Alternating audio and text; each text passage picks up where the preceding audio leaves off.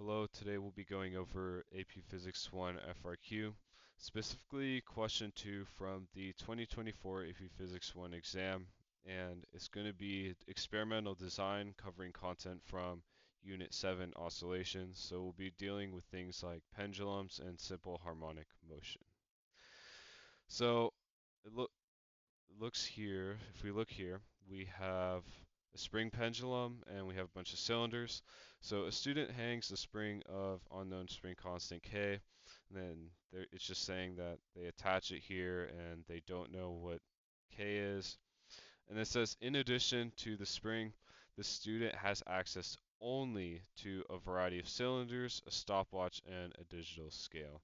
So when it says only, you want to be careful here because in experimental design questions, we're going to be creating an experiment to solve for something. And these are the only things that we can use. And yeah, so you want to keep that in mind. And now we have the actual question, part A of this question. Design an experimental procedure the student could use to determine the spring constant K of the spring. So there's actually an equation on your equation sheet that you could come to a conclusion to that we're going to have to use to algebraically solve for K, and that would be the period equation specific to a spring pendulum. And that would be the period of a spring pendulum equals 2 pi times the square root of m over the spring constant. So in order to find the equation that you're going to use to solve for something in experimental design or really any physics problem, you want to make sure it has things that you're either going to be able to find out or it involves the very variable you're looking for, which in our case is k. So yeah, this is going to be the equation we're going to use for the algebra part of this question. The stopwatch will be used to determine time, to measure time of one period of one of the cylinders, and the digital scale will be used to find the mass of the cylinders that are going to be attached to the spring pendulum in just a moment here. And then it says, all this basically just says, um, just be clear in your response. So in every experimental design question, we're going to have a little table like this, and we're going to have to write each of these things. So equipment for measurement, stopwatch. Obviously, this is going to be time, but we can't just write time. We have to write time of, um, I would say, one period. It's a bit difficult writing this on or with the mouse, so just be a bit more clear about that. Digital scale. We'll use this to find the mass. I would write mass of the cylinders and the symbols. Obviously, this is up to you, but I would just use the default ones here. This is just an extra thing. Make sure not to mess up here. It clearly says only, so make sure to use only what you're given. You can't use anything else.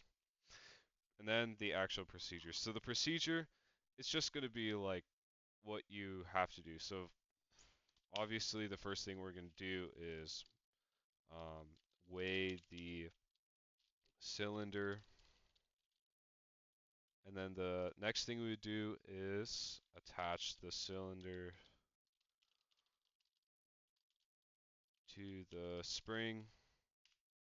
Um, Third, some people, I mean, one of the things that you could say is compress the the spring all the way up and then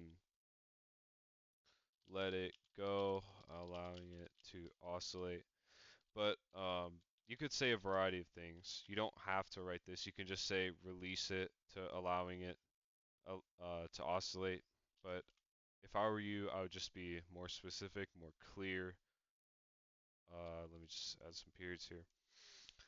And now use the stopwatch to measure the period of the cylinder. So in experimental design for the procedure, oh wait, that's a good point. The point I was about to make was basically point out what equipment you're going to use to find what value, and I have to correct myself here. Don't just say weight the cylinder, say, or yeah, don't just say weigh the cylinder, say weigh the cylinder with the digital scale. Make sure that you have both parts here for clarity. And lastly, repeat steps 1 through 4 for each of the cylinders. Now, the reason this step is so important is because this will reduce the margin of error. And there's a variety of ways you can do this. You can measure the period again of the same cylinder, or you could allow the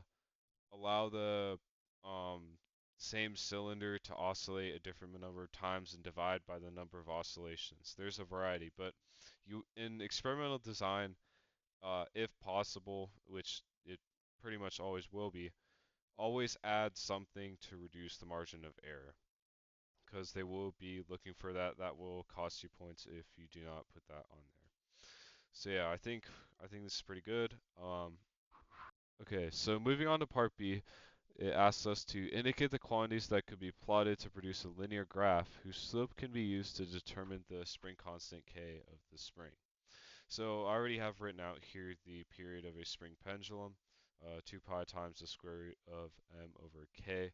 So if you know your proportions, you could find that the period of a spring pendulum is directly proportional to the square root of the mass.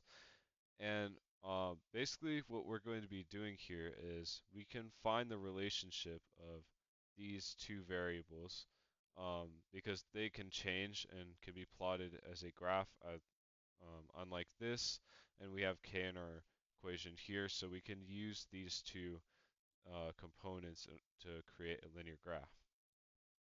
So we have the period of a spring pendulum and the square root of the object that is attached to its mass. And it doesn't matter which way you do this. You could plot it as t squared times m. And obviously, we can use the slope of this graph to determine the spring constant by moving square root m all the way over here. So how do we do that? Well, first of all, um, we would do is this is just all just algebra, so I'll skip over that. So after determining the slope, which is equal to this, and you can also put this in terms of k, this will give us basically our function of the graph. But obviously here, for now at least, we don't have to actually graph this on an axis. It's just asking us about which two variables we'd use to demonstrate this. So this would be a t times m graph, or t times root m graph. Briefly describe how the slope of the graph would be analyzed to determine the spring constant k of the spring. Well, using the slope derived from the period of a spring pendulum equation, we can solve for the unknown value of k, a set, I would say, of period and of a mass and its given period. That's better wording.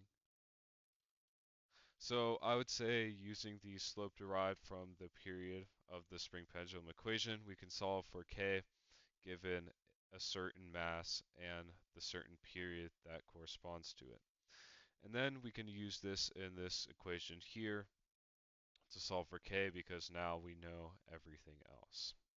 And that's how we can use a graph to solve for it. Alright, so if we scroll down we have the next part of question 2. In a different experiment, the student attaches one end of the spring to a force sensor and the other end to a cart of mass 0.25 kg. And then we have a motion detector over here, which will create these graphs below. And then it says it first they pull the cart to a small distance to the right, and then it's another spring pendulum, and then it will create a simple harmonic motion oscillating as shown in these graphs. The following graphs show the velocity v of the cart and the force F. So here we are given a vt graph and an ft graph. So using our knowledge of graphs, we can apply that depending on the question asked. So let's scroll a bit more down to see what they're going to ask us. Alright, so looking at the first part of part C, using the data in the velocity time graph, calculate the change in kinetic energy of the cart from t equals 0.5 seconds to t equals 2 seconds. Show your steps and substitutions. So substitutions just says write it out once in terms of variables or letters. So in this case, in the kinetic energy equation, we're just going to have to write it once in letters. So let's take a look up here at the VT graph. So it said 0.5 and 2 seconds. So this would refer to this point here and this point here.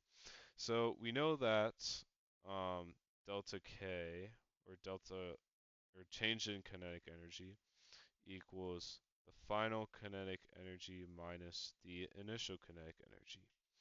And we know that the final kinetic energy will actually be 0 because kinetic energy is equal to 1/2 times m times the velocity squared. But the velocity squared, the velocity here is 0, so that means that kf will be entirely 0. Um, so now we know that the change in kinetic energy is simply negative K initial. So K initial up here will be 1/2 times M times V initial squared, I'll just say. Substitution, you should get around 0.113 joules, just round that. Make sure it's negative, by the way, because remember, it's asking for the change in kinetic energy, and from here to here, it is, if we draw a line, it's decreasing. So it lost kinetic energy over this time interval as a whole. So we will just write here, all of this work should be in this area, so just be mindful of that. 0.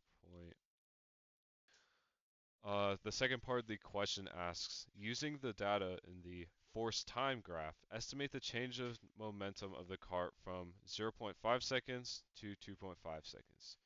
Briefly describe how you arrived at this estimation. So here it's going to ask us to take a look at the force times time graph. So if you don't know already, something useful to know is um, with certain graphs like FT graphs, you should memorize like things like what is the area under the graph represent, or what does the slope mean? In this case, the area under an FT graph is impulse, and impulse equals the change in momentum.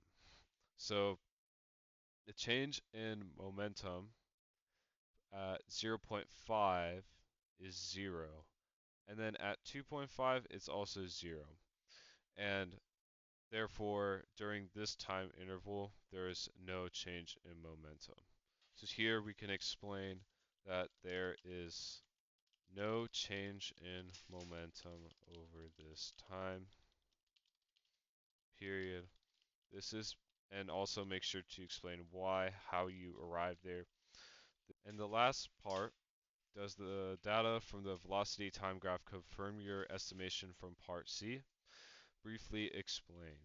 So if we go up here,